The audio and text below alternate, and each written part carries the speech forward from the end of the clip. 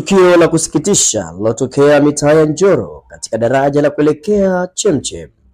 Ni baada ya mtoto mchanga kukutwa akiwa ametupwa eneo hilo likiwa latumika kama dampo.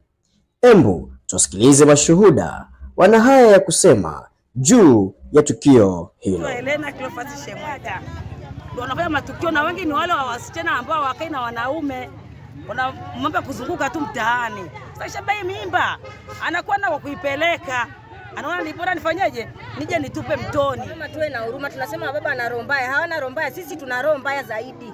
Sisi mpaka wa baba sasa hivi wamama wanaua wa baba. Kwa hiyo hata watoto wetu tuliowazaa pia hatuna huruma, tunaua. Jamani, tuweni na huruma. Abel Chando sana na msiba huo huyu mtoto mchanga aliyotupwa. Tunaiomba serikali pia mambo haya yanatendeka, hususan na madaktari wetu wa mtaani wanachangia. Tunaiomba serikali wakaelishwe chini, madaktari wa mtaani waweze kuelimishwa. Wanaumiza jamii, kwa sababu huyu aliyotupwa hapo itawezekana ndo alikuwa tegemezi la huyo mama. Ramadhani Adam Chami ni kiongozi wa serikali ya mtaa wa Dogo. Taarifa ambayo nimepokea kutoka kwa wananchi, taarifa ambayo ni ya masikitiko sana. Kuna mtoto mchanga ametupwa na watu wasiojulikana. Hivyo mpaka sasa unapotuona tuko katika eneo hili, tunaendelea kufuata utaratibu wa kanuni na sheria zilizowekwa.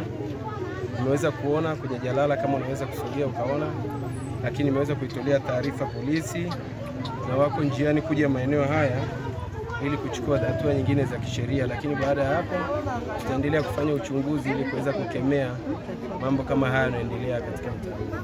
Hili ni tukio kama sasa la pili au la tatu chini ya uongozi wangu. Nikiripoti kutokea Njoro, Moshi, mkoani Kilimanjaro, ni mimi PK Online TV.